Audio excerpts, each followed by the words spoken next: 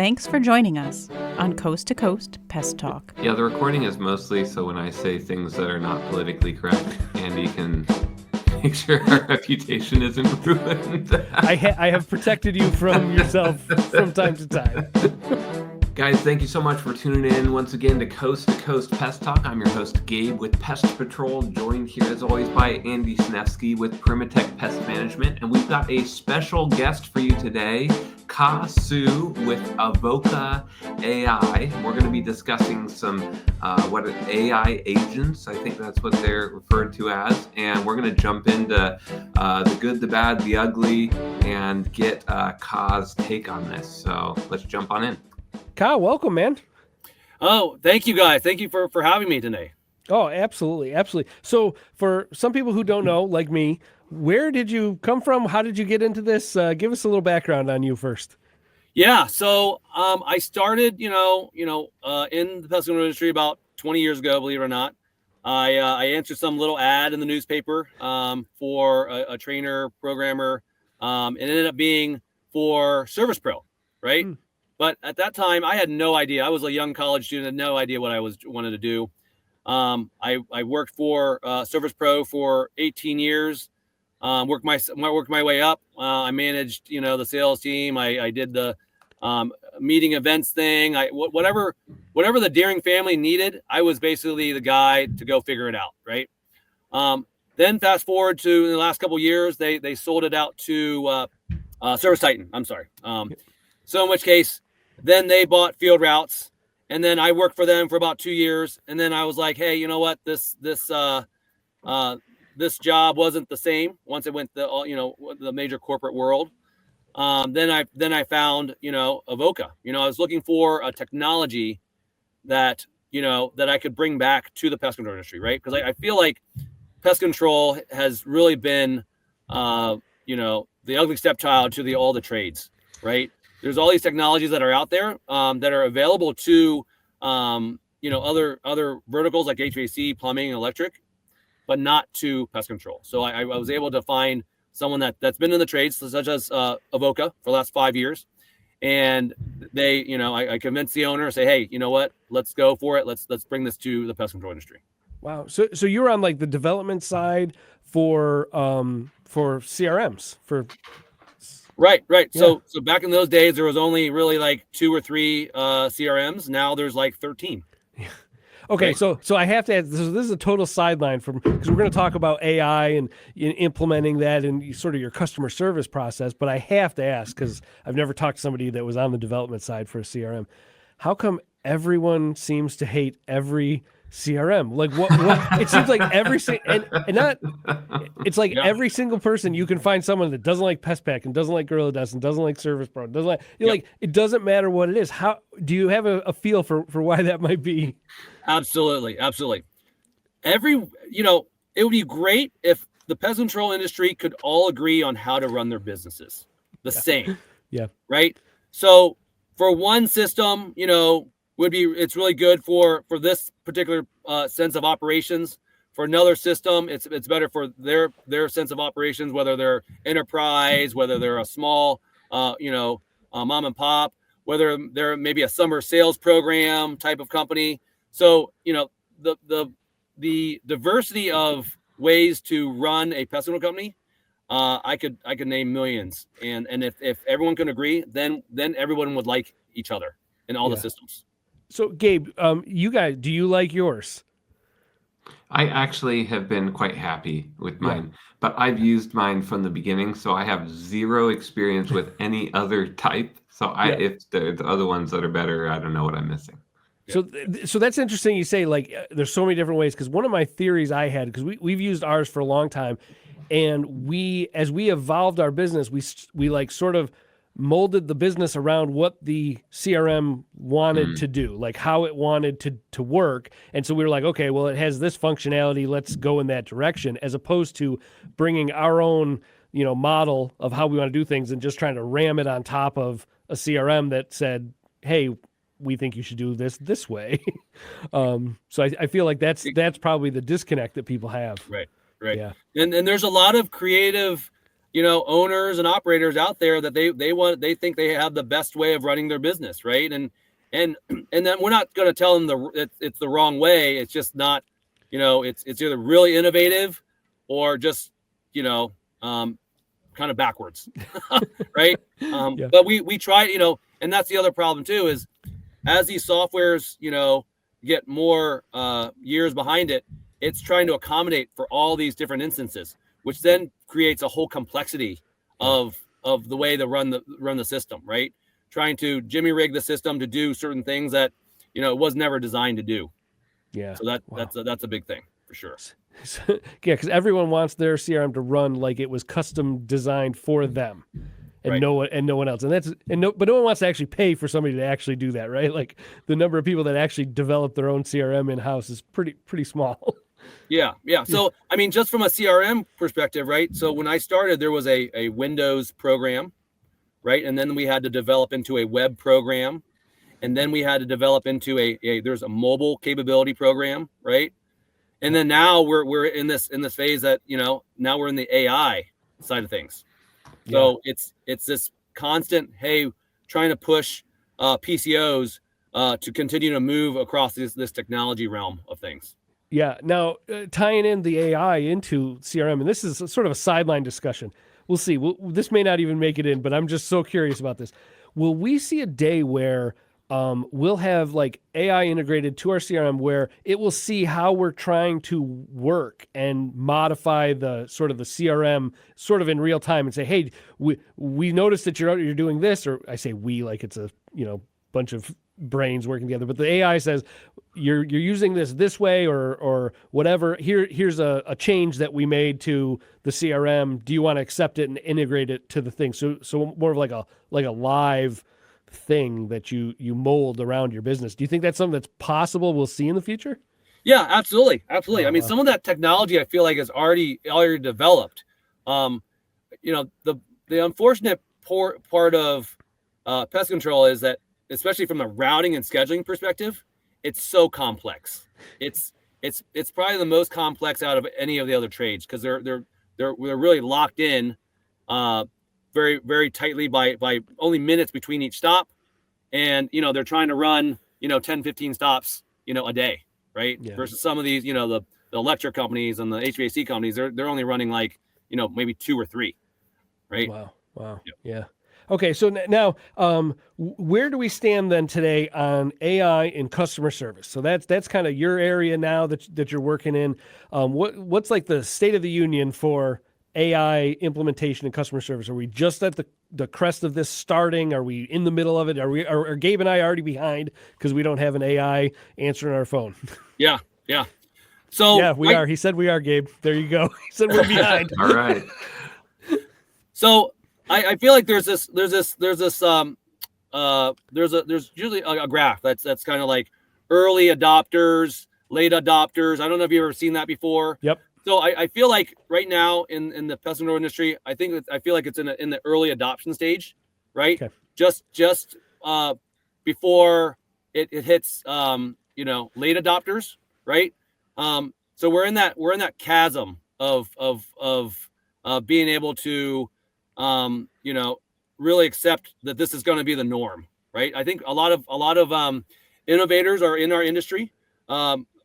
Ready to test out, some of these latest products. But then again, there's still a lot of are just kind of stepping back and they don't really understand the AI. So they're just not accepting it. Wow. So we haven't missed the boat yet. That's what I'm hearing. Yeah. It sounds like a common theme that we see with technology adoption in pest management with a lot of things where the electronic rodent monitoring, AI implementation, these things, I think we're right on the crest where we all can kind of see over the horizon right now and go, there's going to be some awesome stuff. It's just all just sort of starting to simmer out and figure out like the best ways. So what do you think's in the future? If you fast forward 10 years, am I not going to employ anyone answering the phone anymore? Like, is it going to go that far? I don't think so. I think from a human perspective, there's always going to be those humans to be able to build those relationships, right? The AI is, I don't know, but I don't think that's ever going to really happen, right? what the AI from a call center or CSR perspective, they're going to be able to prioritize their workload, right? They're the busy work of answering those calls, scheduling those services, those are going to be a lower priority in comparison to maybe more complex tasks that need some human intervention, right? That's where I kind of see those AI CSRs. I mean, even from a outgoing call perspective, right? To be able to call and schedule those reoccurring quarterly services inside interiors that you need to call and schedule, AI can do that for you, already, right? Just the whole communication factor between the PCO or the trades company and the actual customer, all going to be streamlined.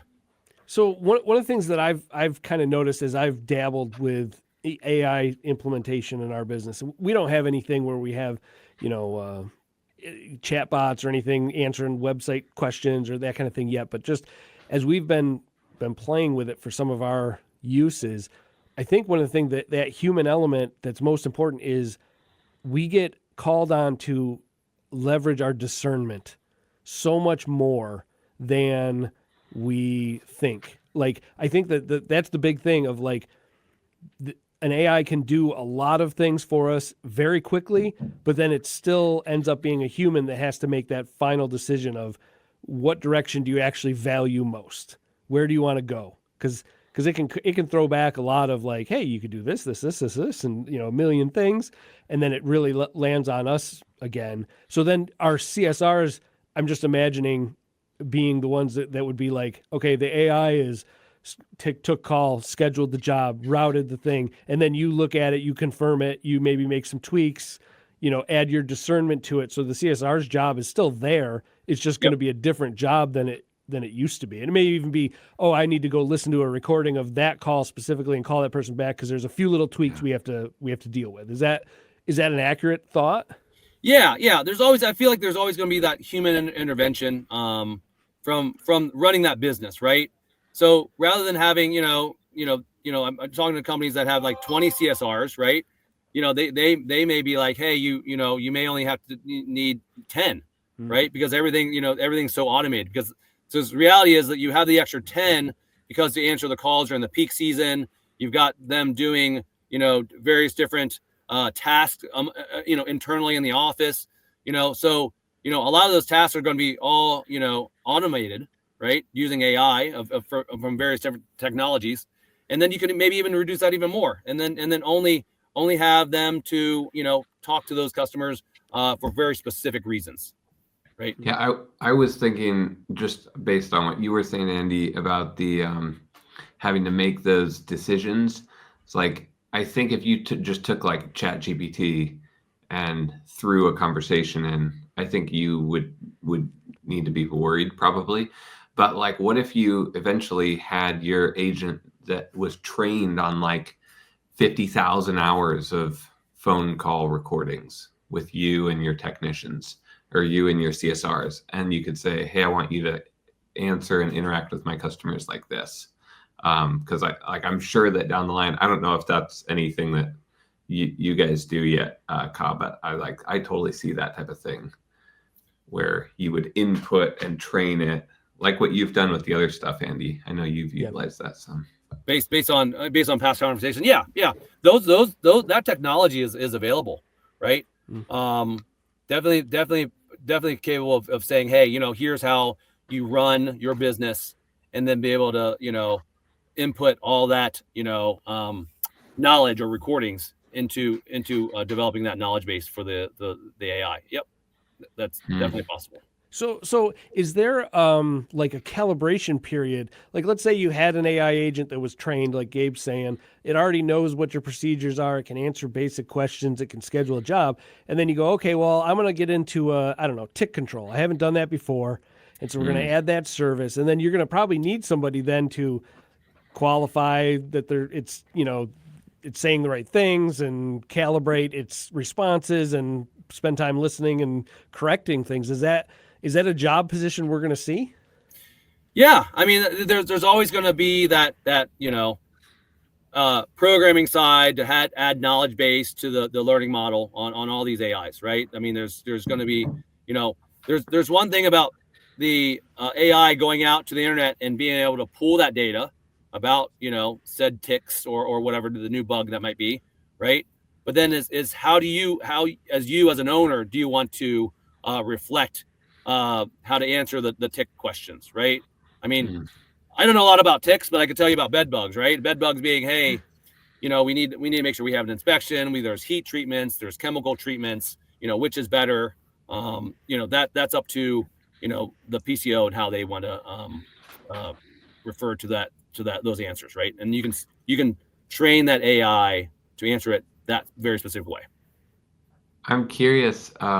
It just struck me, Ka, what is like from a liability standpoint? Like if I go and I tell a customer, say something false or something that maybe is not industry best practices or something, my call's recorded, that gets sent to court. Like I'm on the hook because I told them something wrong. What do you do if you have a computer program? Well, you can set guardrails. In AI, you can set deep guardrails on very specific things. So, for example, I have a customer on the West Coast that says, "Hey, you know what? I do not want my AI to ever say the word safe." Right? There's some pest control companies that they're like they're fine, they're okay with it, but for this one, he said, "No matter what, I do not want the word safe to be discussed in an AI's vocabulary." So no problem. We just put a guardrail within our AI, knowledge base on his database to say, don't use the word safe. Wow. So similar to that, whatever guardrails you want to put, we can do it. I think though, also Gabe, if you didn't do these things, like if you were lax about it and it was spewing out stuff that was wrong, I think you're liable for whatever your messaging is, just like in your advertising or anything else. Yeah. So you want to make sure that you have, you spend some time getting this done right, I would think. Yeah. That's what's really great about our bots is it's very controllable, right? It's, we can set all kinds of guardrails wherever any concerns that you have, we can set those guardrails, right? For the most part, customers are going to ask, hey, how do you take care of this particular problem? Is it safe for my kids? Or how, specifically do I need to remove all my furniture to get, rid of the bed bugs or whatever? All these most common questions you can put into the AI and AI will be ready to answer those calls based on how you want it to answer. Wow. So now this brought something up as I was thinking about this today. I think that as I started to use AI in some of our business operations here, what I noticed one thing, and I think this will expose a lot of companies very, very quickly, if you don't have like documented procedures of like how you do business written out, it's going to be that much harder, I think, to get it to perform well. Because we found as we would do this, you'd ask questions, you'd be like, hey, write up a policy for such and such or a checklist for whatever. If you don't have like, how do you do your service? How does Pest Patrol specifically do its brand of rodent control? Right. If you don't have that procedure already sort of documented, it has no way to know. It's just going to pull from best practice from the MPMA or something, which will be okay, but it's not going to be your thing. And I think a lot of like small businesses probably don't recognize that this is going to be a little bit of work for them, right? To sort of look at what they're doing, document that, and then have that content that they can then train their AI on. Is that a good assumption, Ka? Or? Yeah, but at the same time too, you're coming from, Avoca is very experienced, right? I've been helping Avoca understand the life of the pest control companies as well, and I developed a standard pest control company and how to answer some of these questions safely, right? How they generally handle various different situations, right? So there's a templated database that we can offer them, and then as they want to remove and replace or we can do that, right? But a lot of times they're okay with the answer to the questions. I mean, I'm happy to give you a sample call as well. we could do a sample call live right here. Oh my God. Do you want to try and do that? Yeah, let's do it. How do we do it? So basically I got a phone here, right? And what I can do is I'll just go ahead and call a sandbox, right? And this is just a just a prerequisite is a standard generic pest control company called Avoca Pest Control that I created. Okay. Right. And the I guess the workflow of this is something I created as well. But let's go ahead and do a quick little phone call. And let's create a scenario of like bed bugs, right? And this is what's going to be really impressive is I'm not going to actually tell the AI that it's bed bugs. It's got to decipher based on what I describe, right? So let me go ahead and do that. Thank you for calling Avoca Pest Control. This is Sarah. How may I help you today? Hey, Sarah. I woke up this morning with a bunch of bites on my back. I just got back from a trip, and for whatever reason, I've got these small little red dots on my bed. Do you know what these are? Oh no, that sounds frustrating. Those could be bed bugs. Would you like to book an appointment for an inspection? Bed bugs? Oh no. How do I get rid of bed bugs? What do I need to do? We offer treatments to eliminate bed bug infestations. Would you like to schedule an inspection to get started? Yeah, let's do that. All right, let's get this set up. Can I get your first and last name? My first name is Bruce. Last name is Lee. Got it, Bruce. Is your last name spelled L-E-E? Yep, that's it. Perfect. What's the address where you're seeing the problem? The address is 123 South Main Street, Columbus, Ohio, 43212. All right, so that's 123 South Main Street, Columbus, Ohio, 43212. Is that correct? That's it.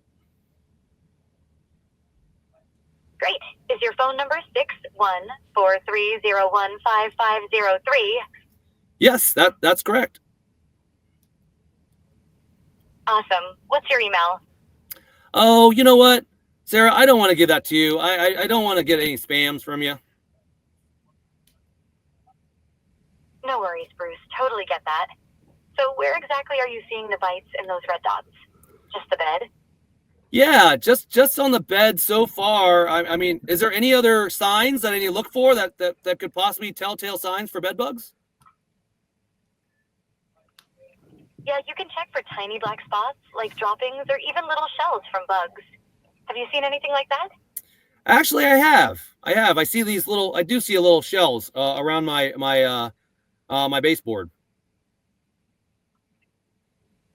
Got it. How long have you been noticing this problem? I just noticed it this morning. All right. Is this a residential property? It is. Are you the owner of the property? Yes, I am. Gotcha. What's the approximate square footage of your place? Hey, listen, is this going to be safe for my kids? I'm really scared. Totally understand, Bruce. Our treatments are kid safe and pet safe. Would you say your place is under 2,000 square feet? Yes.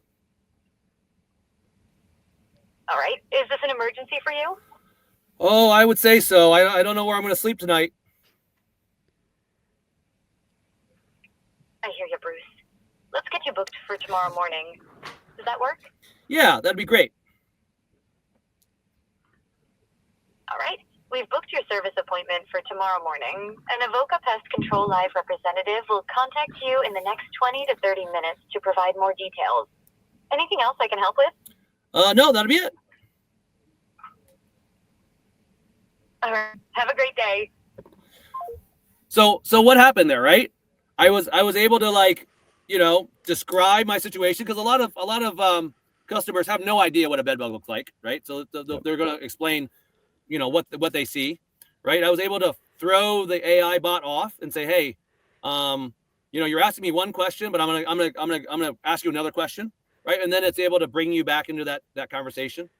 It was able to relate to other parts of the call. Like it said, hey, I told him it's in my bedroom. Well, it said, hey, we understand it. You see it in the bedroom. Where else did you see it? Right. Answer any of the calls.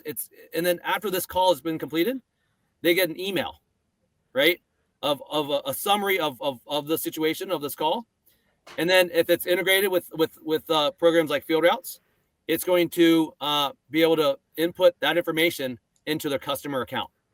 Okay, so there's like an API that connects it, links it back up to the, and so the CSR will get like a notification of, here, you got to call this person for a follow for the whatever she said there at the end. Yep, exactly. Yeah.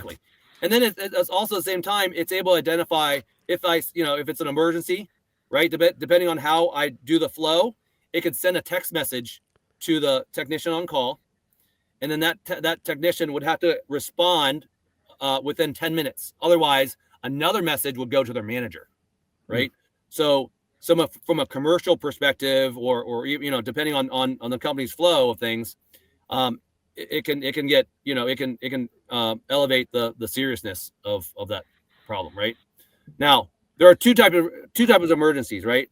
One type would be, hey, the customer, you were just out here and someone's sick. Then it could be directly sent to the owner, right? Because that's a major problem. Versus this is a bed bug problem. It's an emergency, maybe an emergency to the customer, but maybe not so much the PCO, right? Sure. Depending on the time of year, Christmas time or whatever, right? Yeah.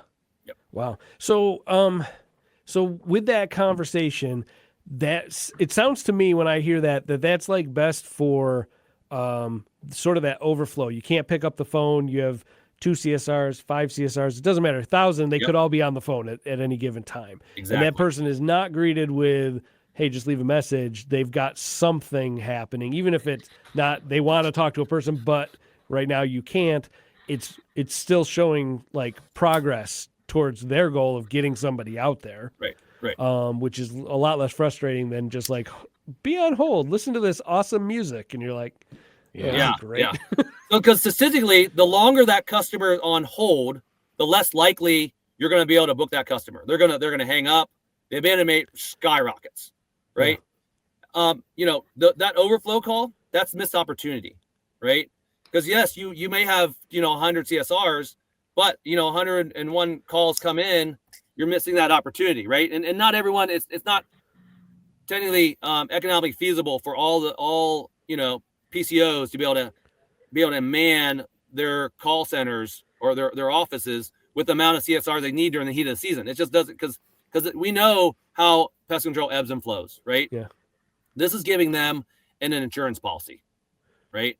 To say, hey, we can take it. And a lot of customers, depending on whether they're listening closely or not, they may not even know they're not talking to a human. Like that voice is really good, right? I've got a lot of recordings where the customers will just start talking to the AI agent, and then suddenly they're like in the middle of a call. Wait, are you human? No, I'm a virtual assistant, blah blah blah, and then they're they'll continue on with the call, or maybe they'll hang up. But at the end, it's okay, because what did I get? I got the phone number, I got the problem they had, I got their name, I got their address. I can now call them back, right? That's a lot more information than what you would get on a voicemail, right? On an answer machine. Yeah. So 2 things occur to me. One, I think it would be hilarious if the AI was offended if it got asked if it was a human. That would be just hilarious to me. Somebody needs to make that. But second, is this something that when you said heat of the season and just something sprung to mind? We certainly aren't going to hire and lay off CSRs seasonally, right? Because it takes a long time to get that person the knowledge. Is this something that can be deployed and pulled back based on the season? If you don't want to have it in the winter, if you want to just run it in the summer? Well, it wouldn't be really efficient, even off season, right? Let's say you have 10 CSRs, right? You don't really have 10 CSRs. You really have like 8, right? Because those 10 CSRs, they've got personal problems, they've got family issues. They're not always there all the time, right? They got vacations. So really, between all these different scenarios, you times of the year do you actually have full 10 CSRs at all times, right? And then you've got meetings that you want to do during the year. You got events that you have to go to. This is going to give, the PCO that opportunity to be, it's okay, right, to allow the AI bot to answer those calls. They're going to get more and more comfortable, right? I've also seen where customers, PCOs say, hey, you know what, the CSR left us or whatever. It's okay, right? It's okay now that we have this, AI agent, because I'm just going to lean on the AI agent more now than I had before. Normally, I would have to hire someone else immediately, but I now have this insurance policy. So what you're saying is, like, we tend to. I see you got a question, Gabe. Hold Okay, go on, for it. hold tight. Don't forget it. So we'll tend to staff like probably 20-25% more than we actually need because of that. You have vacation days, you have sick days. When you accumulate all those across the staff, every quarter you're probably 20-25% of dead, payroll. So what you're saying is hire exactly what you need. Instead of hiring 120% or 125% of what you need, hire 100% and then have this be that 20-25% all the time. Right. Is that what I'm understanding? Yeah. Right. And even if you have the 100% and then for whatever reason you drop in the middle of the season, it's okay, right? The AI will just, instead of picking one or two calls, at a time, they might pick 4 or 5 calls at a time, because it can answer an unlimited amount of calls at any point in time, right? Wow. So it's really scalable, like in real time. Yeah. It's not because it only can answer 1 call at a time. You're hiring basically a force of 100, like if that happens, overflow or at nighttime. Right. Yeah. 100 calls come in at once, which that, unless you're one of the major corporations, that's not happening. Right. Okay. What's your question, Gabe? Wow. I'm curious what that, you don't have to show us, but what's, that call you just made, what happens at that point? What's that form look like? I mean, does it have like all the details of everything you just talked about? It's going to have all the, contact information, name, address, phone number, is an emergency. I mean, even from that perspective, that's customizable. And then it's going to have a summary, right? It's not going to be a full dictation of the whole call. It's going to be a summary saying, hey, Bruce Lee called. He's got a bed bug. He came back from a trip, and he set an appointment for tomorrow morning, right? That's really, all the main points of what you need. You don't need, each and every detail, right? If you want it, you have a dashboard that you can go to, and you can open it up and you can say, hey, I want to listen to the call. I want to read the dictation of the call, right? All those are available to you. Yep. Wow. I think that Bruce Lee is actually buried up in your neck of the woods. Gabe, isn't he on the West Coast? I'm actually, I'm originally from Hong Kong, right? So that's always been my pseudonym, right? I mean, I go to these, I go to like restaurants or whatever. What's your, what's the name? Like no one cares, right? I'm just like, hey, what's your name? Bruce, right? There you go. Bruce Lee. Yep, that's me. Yep, over here. I thought maybe you had like a connection to Sun Tzu, like famous author or something. No, I wish. Yeah, right. That would be awesome. That would be awesome. Oh my gosh. Okay, so who do you think this solution is best for? Like, is this a one-man operation should be looking into this, or is there a scale that we should be looking at, or is there a business purpose use case that makes the most sense? Yep. Good question. So far, that I, since I've been onboarding pest control companies, I've got one-man operators, right? I've got people who are like, hey, their wives may be driving buses during the day, right? And then homeschooling during the day as well, and taking care of their business, right? I've got that situation, right? And then I've got large top 5 companies in the country, right? And on the PC 100, I'm not going to name them, but they're up there, right? Yeah. Also using this, right? So, and I've got everything in between, right? So I think there's no too small or too big. Wow. Okay. And how does somebody pay for this? Is this a monthly subscription? How does this work? Yeah. So, they're based on minutes, right? So you're looking at, roughly it's an $800 a month for 1,000 minutes. So that's really about 300 calls.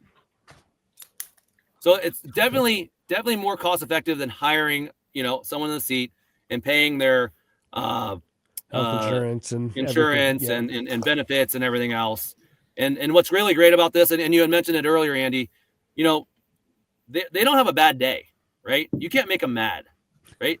I mean, I've tried to go on the phone call and just playing with it, just being all, you know, huffy and puffy with them, and they're still cool and collective kind of voice, right? Which is almost a calming situation for the customer rather than having, you know, a human maybe firing up, you know, as well, right? So Yeah. it's you know, and then at the same time, I feel like, you know, talking to a bot in some senses, people are more open to it. To be honest with you, right? I rather just be more open to the bot than I would talk to an actual human sometimes. Wow.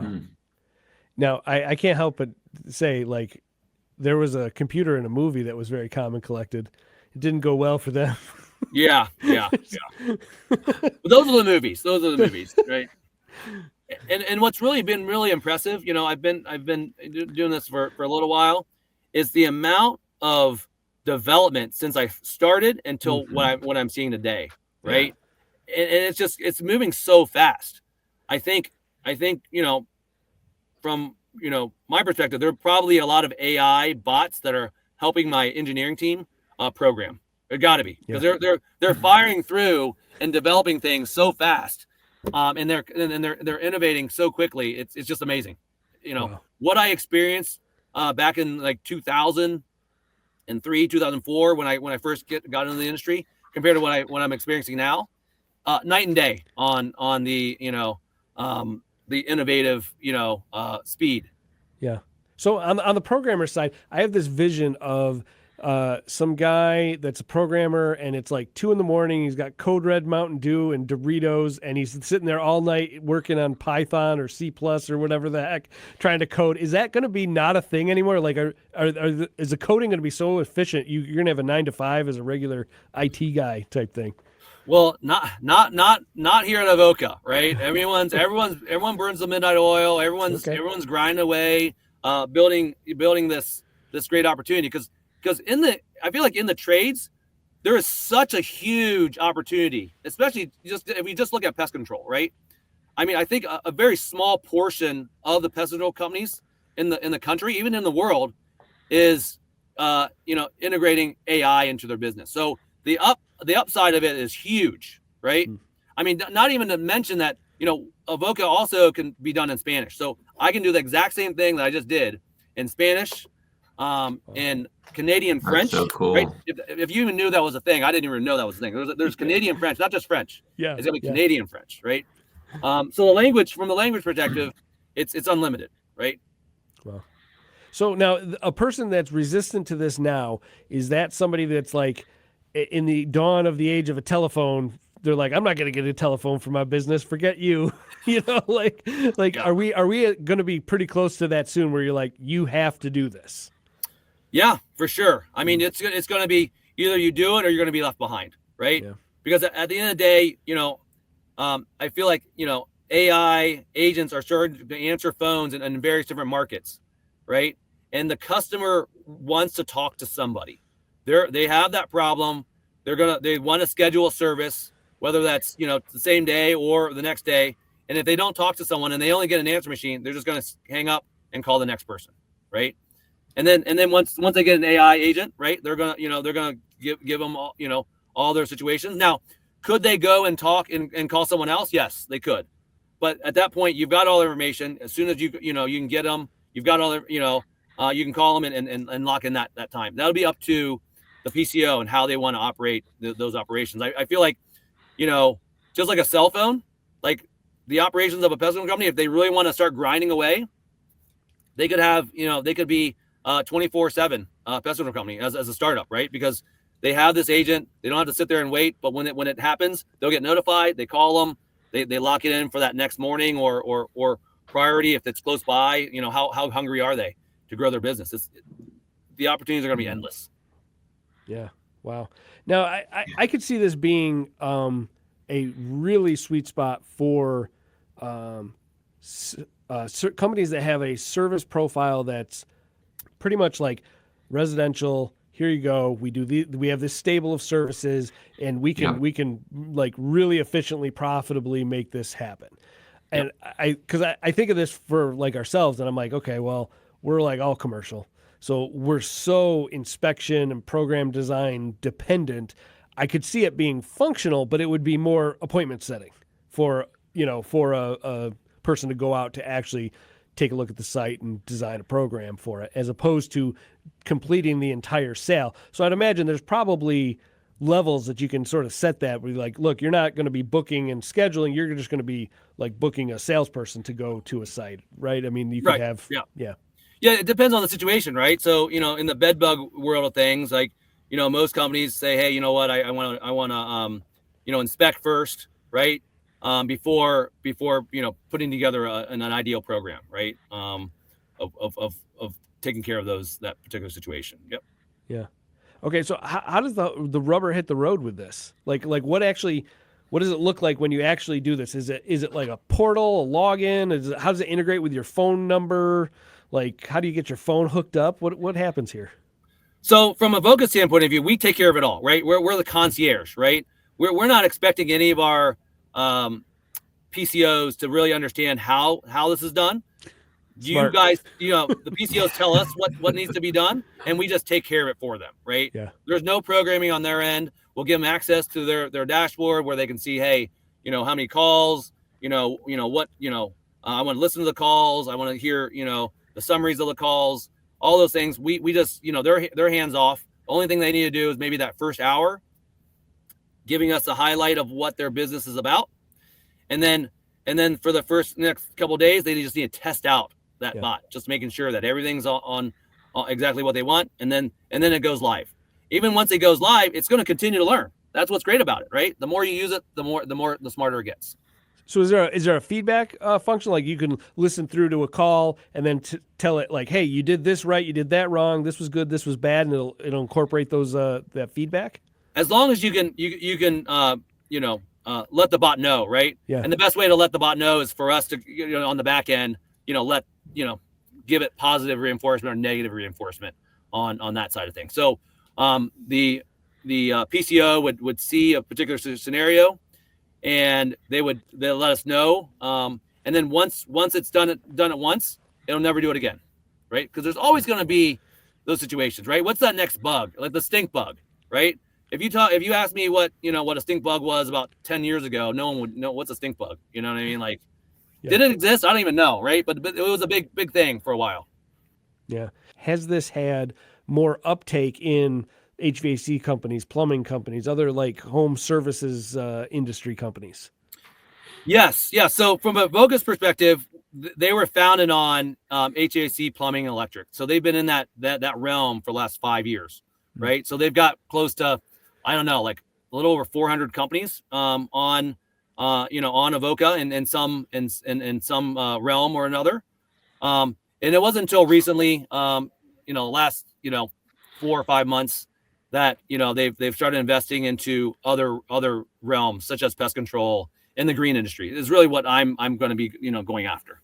And when you say green, you mean like lawns, lawn care, lawn, irrigation, landscape, right?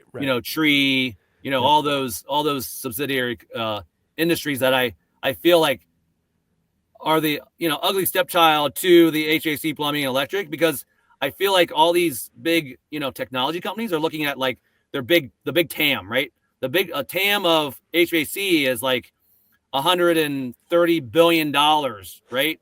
Pest control is like $25 to $30 billion, right? So if you were going to start a tech company, where would you go, right? I mean, you don't blame them. I would go after that 130 billion. But what they don't realize, I think, is that the numbers are a little skewed, right? The HVC companies, half of that or 3/4 of that is the actual unit itself. Yeah, right? Supplies, cost, yeah. Right? Versus pest control, there's, supply costs are minimal, right? And then the reoccurring model. There's no really reoccurring model on the HVAC and plumbing side. I think they're trying to work some of that out as a membership policy. And don't get me wrong, I'm not against them at all, but I am definitely all for pest control, right? That's who's done me well throughout my whole life, and that's where I'm kind of dedicating my life to. That's awesome. That's awesome. All right. So anything that we forgot to ask you, Ka, this is your chance. Give these AI companies a try, learn what those capabilities are, and how can they, reduce your bottom line, streamline your operations. There's just so many great technology, AI technologies that are going to coming in the coming years, coming months. Just give it a few minutes and just give that, learn about it. That's all I can really ask for. Awesome. Ka, thank you so much for coming on. This was a very interesting conversation. Yeah, thank you.